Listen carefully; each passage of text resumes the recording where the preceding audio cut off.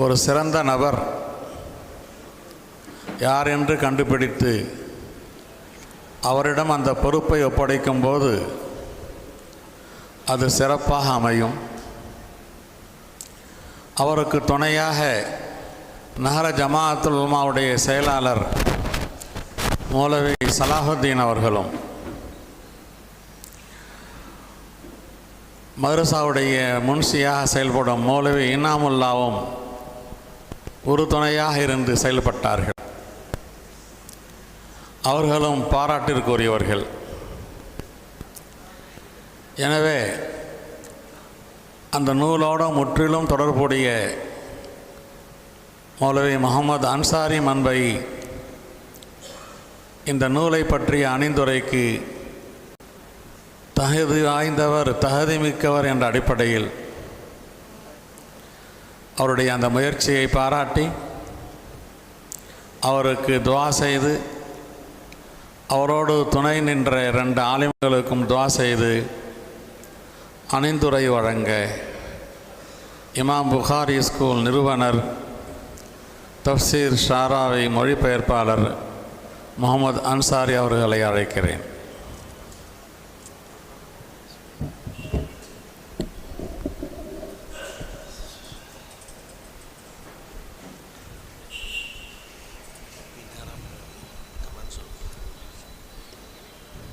أعوذ بالله من الشيطان الرجيم. بسم الله الرحمن الرحيم. نحمده ونستعينه ونصلي على رسوله الكريم. أما بعد، قال الله تعالى في القرآن العظيم: رب اشرح لي صدري ويسر لي أمري واحلل عقدة من لساني يفقهوا قولي. صدق الله العلي العظيم.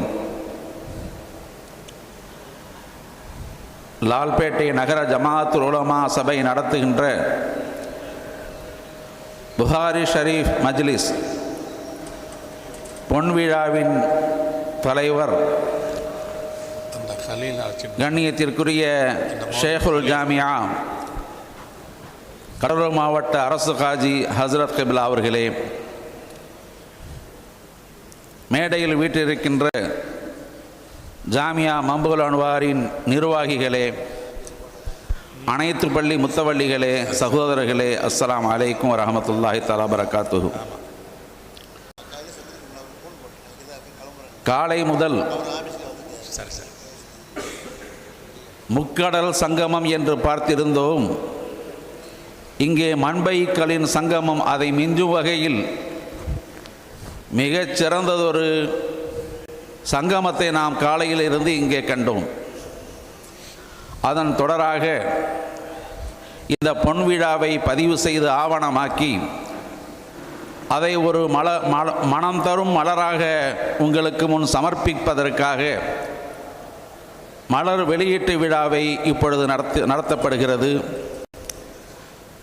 அல்ஹம்துலில்லாஹ். அருமைக்குரியவர்களே, பல்வேறு நிகழ்வுகளிலும் விழாக்களிலும் நாம் பல்வேறு மலர்களை கண்டிருக்கின்றோம்.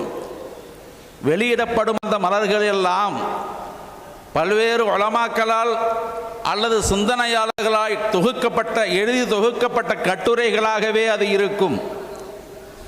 ஆனால் இது புகாரி ஷரீஃப் ஓதி முடித்து 50 ஆண்டு பொன்விழா எனும்போது இங்கே மலரும் அந்த ஹதீஸ்களுக்கு ஒரு ஆய்வாக அமைய வேண்டும். அந்த ஆய்வு தமிழகத்தில் உள்ள எல்லா உலமாக்களுக்கும் ஆய்வு தூண்டலாக அமைய வேண்டும் என்றொரு நோக்கத்தை முன்வைத்துத்தான் இதனை ஹதீஸ் ஆய்வு மலர் என்ற பெயரிலே நாங்கள் தொகுத்து கொண்டு வந்திருக்கின்றோம். அருமைக்குரியவர்களே, இந்த மலரில் தொகுக்கப்பட்டிருக்கக்கூடிய கட்டுரைகள் சுமார் 30ற்கு மேற்பட்ட கட்டுரைகள் ஆய்வு கட்டுரைகளாகவே இருக்கின்றன. நாங்கள் எதை எதிர்பார்த்து தலைப்புகளை உருவாக்கி கொடுத்தோமோ அந்த தலைப்பை அப்படியே உள்வாங்கி அதற்கேற்ற சரியான ஆய்வுகளை முன்வைத்திருக்கக்கூடிய உலமாக்களின் சிந்தனையை காணும்போது இந்த உலமாக்களை இன்னும் தட்டி கொடுத்து வேலை வாங்கினால் எவ்வளவு சாதிக்க முடியும் என்ற எண்ணம் தான் எங்களுக்கு மேலோங்கியது. அருமையானவர்களே, சமூகத்திற்கு தேவை ஆய்வுகள். அந்த ஆய்வுகளால் தான் காலத்திற்கேற்ற ஒவ்வொரு காலத்திற்கும் எது தேவையோ அதை கொண்டு வருகின்ற வாய்ப்பு ஆய்வுகளின் மூலமாகவே கொடுக்க முடியும். அதை தூண்டும் விதமாகத்தான் இங்கே இந்த கட்டுரைகள் தொகுத்து கொடுக்கப்பட்டிருக்கின்றன. அருமைக்குரியவர்களே, இருக்கின்ற கட்டுரைகள் அனைத்தையும் எடுத்து சொல்ல நேரம் இல்லாததால் ஒரே ஒரு கட்டுரையுடைய செய்தியை மட்டும் உங்களுக்கு நான் முன்வைக்க நாடுகின்றேன். ஹபீப் முஹம்மது தாவூதி நதுவி ஹசரத் அவர்கள், பள்ளப்பட்டி உஸ்தாத் அவர்கள் தொகுத்து தந்திருக்கின்ற ஹதீசுகள் தொகுக்கப்பட்ட வரலாறு என்ற ஒரு நூலில் சில விஷயங்களை முன்னெடுத்து நமது கண்ணியத்திற்குரிய ஷேகுல் ஜாமியா அவர்கள் எங்களிடத்திலே கொடுத்து இவற்றை இந்த மலரிலே சேர்க்க வேண்டும் என்று சொன்னபோது அவற்றை பார்த்து நாங்கள் வியந்து போனோம். அதில் நான் தெரிந்து கொண்ட விஷயம் என்னவென்று சொன்னால், குர்ஆனுடைய வசனங்கள் பலவற்றிற்கு ஹதீஸின் துணையின்றி ஒருபோதும் அர்த்தம் புரிந்து கொள்ள முடியாது. குர்ஆனுக்கான விளக்கமும் அர்த்தமும் தெரிய வேண்டும் என்று சொன்னால் அதற்கு ஹதீஸின் வழிகாட்டல் தேவை என்று நாங்கள் தெள்ளத் தெளிவாக அதில் உணர்ந்தோம். குறிப்பாக அல்லாஹ் சொல்லுகின்றான், இன்ன இத்தத்த ஷுஹூரி இந்தல்லாஹி 12 ஷஹரா மின்ஹா அர்பஅத்துன் ஹுரும். அல்லாஹ்விடத்தில் மாதங்களின் எண்ணிக்கை 12, அவற்றில் 4 மாதங்கள் போர் செய்ய தடை செய்யப்பட்ட காலம் என்று அல்லாஹ் சொல்லுகின்றான். இது குர்ஆனில் இருக்கின்றது. 12 மாதங்களில் தடை செய்யப்பட்ட அந்த 4 மாதங்கள் எது என்ற விளக்கம் குர்ஆனில் வேறு எங்கும் விவரிக்கப்படவே இல்லை. சொல்லப்படும் விஷயம் எங்கே இருக்கிறது என்று சொன்னால் இது ஹதீஸில் தான் விளக்கப்பட்டிருக்கிறது. அப்படியெனில் ஹதீஸுடைய துணையின்றி சில வசனங்களை விளங்கவே முடியாது என்பது இங்கே திண்ணம். அல்லாஹ் கூறுகின்றான், வذ்குருல்லாஹ ஃபீ அய்யாமின் மஅதூதாத்தின் ஃபமன் தஅஜ்ஜல ஃபீ யௌமைனி ஃபலா இஸ்ம அலைஹி வமன் தஅஹர ஃபலா இஸ்ம அலைஹி. இந்த வசனத்தில் அல்லாஹ் சொன்ன நாட்கள், அந்த குறிப்பிட்ட நாட்கள் எது? யாருக்காவது தெரியுமா? குர்ஆனில் வேறெங்கும் விளக்கப்பட்டிருக்கிறதா என்று பார்த்தால் இல்லை. எங்கே விளங்க முடியும்? அந்த நூலிலே குறிப்பிடப்படுகிறது. இதற்கான விளக்கத்தை ஹதீஸின் துணையின்றி நீங்கள் தேடினால் கியாம நாள் வரையிலும் விளக்கத்தை நீங்கள் பெற்றுக்கொள்ளவே முடியாது. ஹதீஸின் துணை கொண்டு மட்டுமே இந்த நாட்கள் எவை என்று நம்மால் தேடி கண்டுபிடிக்க முடியும். ஹஜ்ஜுடைய 6 நாட்களில் சில நாட்கள் குறித்து பேசும் இந்த வசனத்தை ஹதீஸ் மட்டுமே விளக்கி சொல்ல முடியும் என்ற கருத்து பதிவு செய்யப்பட்டிருக்கிறது. மேலும் அல்லாஹ் சொல்லுகின்றான், இன்ன ஸலாத கானத் அலல் முஃமினீன கிதாபம் மௌகூதா. தொழுகை என்பது முஃமின்களின் மீது நேரம் குறிக்கப்பட்டதாக இருக்கிறது. நேரத்திற்குத்தான் தொட முடியும், நேரத்திற்கு முன்பும் தொட முடியாது. நேரம் தவறினால் கலாவாகத்தான் தொட முடியும். அப்படிப்பட்ட அந்த நேரம். அப்படியெனில் ஃபஜ்ருடைய நேரம் எப்போது துவங்குகிறது, எப்போது முடிகிறது? லுஹருடைய நேரம் எப்போது தொடங்குகிறது, எப்போது முடிகிறது? இதுபோன்று 5 வக்துகளுடைய தொழுகைகளின் தொடக்க நேரமும் முடிவு நேரமும் ஹதீஸ் இல்லாமல் ஒருபோதும் நம்மால் அறிய முடியாது, விளங்க முடியாது என்பதால் ஹதீஸ் என்பது மிக முக்கியத்துவம் வாய்ந்த ஒன்று. ஹதீஸ் இன்றி எதுவும் சாத்தியப்படாது என்பது நிரூபிக்கப்படுகிறது. மேலும் அருமைக்குரியவர்களே, குர்ஆன் தனக்குள் வைத்திருக்கின்ற பொக்கிஷங்கள் ஏராளம். காலந்தோறும் அவை பல்வேறு விஷயங்களை ஒவ்வொரு காலத்திலும் புதிதாக வெளியாக்கி கொண்டே இருக்கிறது. சொல்லப்பட்ட வசனங்கள் 1400 ஆண்டுகளுக்கு முன் சொல்லப்பட்ட அதே வசனங்கள் தான். ஆனால் 2025 இன்றைய நாளிலும் புதியதோர் விளக்கத்தை அந்த குர்ஆன் அதே வசனங்களை கொண்டு கொடுக்க வல்லது. அப்படியானால் அதில் உள்ளே இருக்கும் அந்த துல்லியங்களை வெளிக்கொண்டு வருவது யார்? அருமையானவர்களே, ஒரு விஷயம் நாமெல்லாம் நன்கு அறிந்திருக்கின்றோம். ஹஜ்ரத் யூசுப் நபி அலைஹிஸ்ஸலாம் அவர்கள் மிஸ்ரிலே ஆட்சி செய்தார்கள். எகிப்திலே ஆட்சியில் பங்கேற்றிருந்தார்கள். அரசராக இருந்தார்கள், மந்திரியாக இருந்தார்கள். இதெல்லாம் நாம் அறிந்த விஷயம். ஆனால் கேள்வி என்னவென்று சொன்னால், பிசி என்று சொல்லக்கூடிய வரலாற்று தொடக்கம் காலம் முதல் நபி மூசா அலைஹிஸ்ஸலாம் அவர்களால் செங்கடலில் ஃபிரௌன் அழிக்கப்பட்ட காலம் வரையிலும் மிஸ்ருடைய வரலாற்றிலே, எகிப்துடைய வரலாற்றிலே ஃபிரௌன் என்ற அந்த ஒரு குடும்பம் ஆட்சி செய்தாக மட்டும்தான் வரலாற்றில் இருக்கிறது. வேறு எவரும் ஆட்சியில் இடைச்செருகளாக காணப்பட்டதே இல்லை. அப்படியானால் நபி யூசுப் அலைஹிஸ்ஸலாம் எங்கே ஆட்சி செய்தார்கள்? என்ன நடந்தது? குர்ஆன் இதை பேசுகிறது. ஆனால் வரலாற்றிலே அப்படி ஒரு நிகழ்வை காண முடியவில்லை. ஃபிரௌனை தவிர வேறு யாருமே ஆளவில்லை என்பதுதான் அங்கே முத்தாய்ப்பான செய்தி. இது எப்போது குர்ஆன் தொடர்பாகிறது என்று சொன்னால் 1799 ஆண்டு 1799 ஆண்டு எகிப்தில் உள்ள ஒரு கல்வெட்டு, ரஷீதியா கல்வெட்டு. அந்த கல்வெட்டை பிரெஞ்சு ஆய்வாளர்கள் வந்து ஆய்வு செய்கின்றார்கள். அதில் என்ன எழுதப்பட்டிருக்கிறது? பன்னெடும் காலமாக, பல நூற்றாண்டுகளாக அது யாராலும் அறியப்படாத ஒரு கல்வெட்டு. அந்த கல்வெட்டில் உள்ளது என்ன? இந்த நேரத்தில் பிரெஞ்சு அறிஞர்கள் கண்டுபிடிக்கின்றார்கள், இங்கே ஃபிரௌனுடைய தொடரான அந்த ஆட்சியில் இடையிலே ஒரு காலத்தில், அதாவது கிமு 1630 1523 வரை சுமார் 94 ஆண்டுகள் ஃபிரௌன் அல்லாத ஒரு ஆட்சி இருந்தது என்று பதிவு செய்யப்பட்டிருக்கிறது.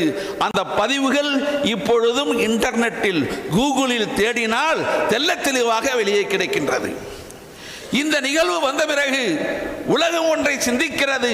ஃபிரௌனுக்கு இடையில் ஒரு பேரெழுச்சி ஏற்பட்டு, புரட்சி ஏற்பட்டு ஒரு அரசு அமைந்திருக்கிறது என்று சொல்லும்போது, ஆம், அந்த அரசு தான் நபி யூசுப் அலைஹிஸ்ஸலாம் பங்கேற்ற அரசு. மாறாக ஃபிரௌனுடைய அரசில் ஒருபோதும் இவர்கள் பங்கேற்றிருக்கவில்லை என்பது தெளிவாகிறது. குர்ஆன் இதை எப்படி சொல்லுகிறது? அல்லாஹ் சொல்லுகின்றான், வகால நிஸ்வத்துன் ஃபில் மதீனத்தி இம்ராத்துல் அஸீஸ் துராவிது ஃபதாஹா. இன்னொரு இடத்தில் அல்லாஹ் சொல்லுகின்றான், வகால இம்ராத்துல் அஸீஸ்.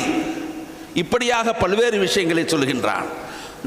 ஃபிரௌனை பற்றி கூறும்போது ஃபிரௌன், ஆலி ஃபிரௌன் என்றெல்லாம் சொல்லுகின்ற அல்லாஹ் இங்கே நபி யூசுப் அலைஹிஸ்ஸலாம் அவர்கள் விஷயத்தில் சொல்லும்போது இம்ராத்துல் அஸீஸ், அந்த அரசருடைய மனைவி என்று ஃபிரௌன் அல்லாத ஒரு வார்த்தையை இங்கே புழங்குகிறான்.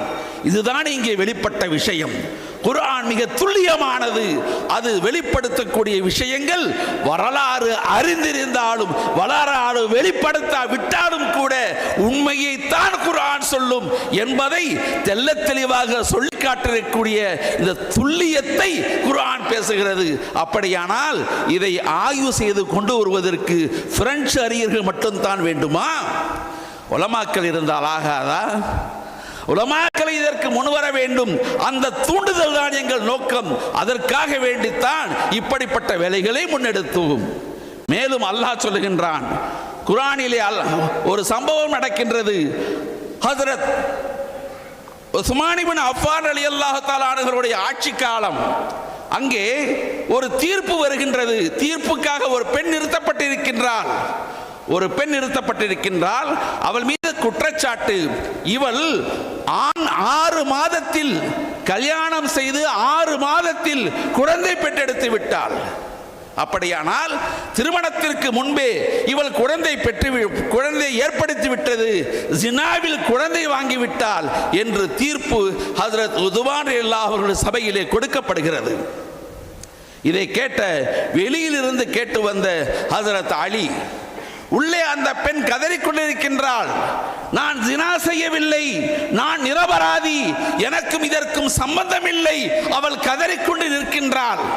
இது கேட்டு ஓடி வந்த ஹஜ்ரத் அலி ரலியல்லாஹு அன்ஹு அவர்கள், யா அமீரல் முஃமினீன், என்ன நீங்கள் அல்லாஹ்வுடைய நாட்டத்திற்கு முரணாக தீர்ப்பு வழங்க போகின்றீர்களா என்று கேட்டபோது, அலி கர்ரமல்லாஹ் அவர்களே, அல்லாஹ்வுடைய நோக்கத்திற்கு மாறாக நான் தீர்ப்பு வழங்குவதா?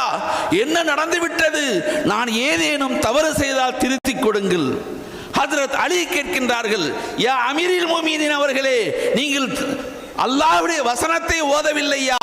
அல்லாஹ் சொல்லுகின்றான், வஸைனல் இன்சான பிவாலிதைஹி இஹ்சானா ஹமலத்துஹு உம்முஹு குர்ஹா வ வலஅத்துஹு குர்ஹா வ ஹம்லுஹு வ ஃபிஸாலுஹு 30 ஷஹரா. நாம் மனிதனுக்கு உபதேசம் செய்தோம், அவன் தன் தாய் தந்தையருக்கு அவன் உபகாரம் செய்ய வேண்டும் என்று உபதேசம் செய்தோம். அவன் தாய் குறுகிய இடத்தில் சுமந்தால், குறுகிய இடத்தில் பெற்றெடுத்தால், அந்த தாய் அந்த குழந்தையை தன் வயிற்றில் சுமந்ததும் பெற்றெடுத்து மடியில் வளர்த்ததும் பாலூட்டிய காலமும் சேர்ந்து மொத்தம் 30 ஷஹரா, 30 மாதங்கள் என்று அல்லாஹ் சொல்லுகின்றான். இன்னொரு இடத்தில் அல்லாஹ் சொல்லுகின்றான், வல் வாலிதாத்து யுர்திஉன அவுலாதஹுன்ன ஹவுலைனி காமிலைன். தாய்மார்கள் தங்கள் பிள்ளைகளுக்கு 2 வருடம் முழுமையாக பாலூட்டுவார்கள் என்று அல்லாஹ் சொல்லுகின்றான். அமீருல் முஃமினீன் அவர்களே, மொத்தம் 30 மாதங்கள் வயிற்றில் சுமந்ததும் கையில் சுமந்ததும் சேர்த்து மொத்தமாக 30 மாதங்கள். இதில் பாலூட்டும் காலம் என்று 24 மாதங்கள், ஹவுலைனி காமிலைன், 24 மாதங்களை முற்றாக கழித்து வெளியே எடுங்கள். மீதம் எத்தனை மாதம் இருக்கிறது? 6 மாதங்கள் மட்டுமே இருக்கிறது. இதுதான் அல்லாஹ்வின் ஏற்பாடு. ஒரு பெண்ணுடைய வயிற்றிலே 6 மாதத்தில் குழந்தை முழுமை பெற்றுவிடும். பிறகு அதன் பக்குவத்திற்காக அல்லாஹ் நீட்டித்து தருகிறான். இதை அறிவியல் ஒப்புக்கொள்ளுகின்றது. அப்படியெனில் அல்லாஹ்வுடைய அந்த நாட்டம் இங்கே நிறைவேறி இருக்கிறது என்பதை அலி ரலியல்லாஹு அன்ஹு அவர்கள் அங்கே எடுத்துரைக்கின்றார்கள். குர்ஆனை எப்படி ஆய்வு செய்ய வேண்டும், ஒரு வசனத்தோடு இன்னொரு வசனத்தை எப்படி கொண்டு வந்து பொருத்தி பார்க்க வேண்டும், இதுவெல்லாம் இங்கே தெள்ளத் தெளிவாக சொல்லப்படுகிறது. இவற்றை உலமாக்களாகிய நாம் நம் கைகளில் ஏந்த வேண்டும். நாம் தான் இதற்கு அத்தாரிட்டி, நாம் தான் இதற்கு உரியவர்கள். ஆய்வு என்று சொன்னால், உலமாக்களின் ஆய்வு என்று வந்துவிட்டால் அது மிக பிரம்மாண்டமானதாக இருக்கும், அனைத்தையும் வெற்றி கொள்ளத்தக்கதாக இருக்கும், எல்லாவற்றிற்கும் மேலோங்கி நிற்கும். அதற்குத்தான் உலமாக்களுடைய ஆய்வு தேவை. அப்படித்தான் ஒரு காலம் இருந்தது. இப்பொழுது அதை இழந்து மீண்டும் அங்கே கொண்டு வந்து சேர்க்க வேண்டும். உலமாக்களை மீண்டும் அந்த பாதைக்கு கொண்டு வர வேண்டும். அந்த நோக்கத்திற்காகத்தான் ஹதீஸ் ஆய்வு மலர் என்ற பெயரிலே ஒரு உதாரணத்திற்கு முன்னெடுத்து உங்கள் கைகளில் கொடுக்கின்றோம். இதன் பின் தமிழகத்து உலமாக்கள் இதே வழியில் பல்வேறு ஆய்வுகளை முன்னெடுத்தால் நிச்சயம் இந்த சமூகம் மிக பெரும் பலன் பெறும் என்பதை நல்வார்த்தையாக உங்களுக்கு இங்கே கூறிக்கொண்டு, இதுபோன்று ஏராளமான விஷயங்கள் இருந்தபோதும் எல்லாவற்றையும் சொல்ல நேரமில்லையே என்ற வருத்தத்தோடு இந்த அளவில் என்னுடைய வார்த்தைகளை ஒரு உதாரணமாக முன்வைத்து என் வார்த்தைகளை நிறைவு செய்கின்றேன். வாஹிர் தாவானா அனில் அல்ஹம்துலில்லாஹி ரப்பில் ஆலமீன். அஸ்ஸலாமு அலைக்கும். அறிவிக்கணுமா?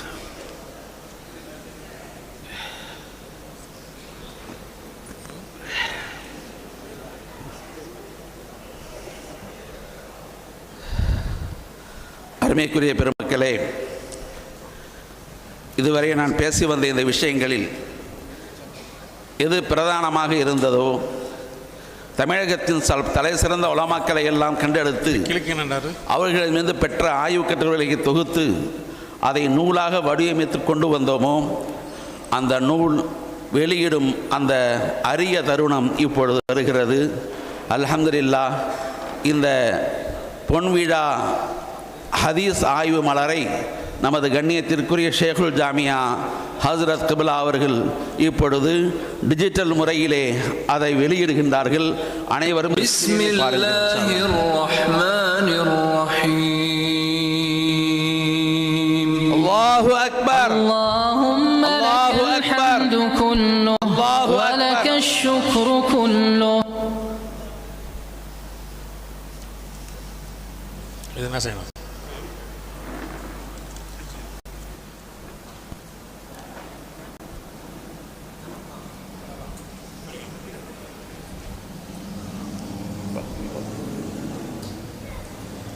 அதை போடுப்பா, வெளியில போடு, அதை போடு.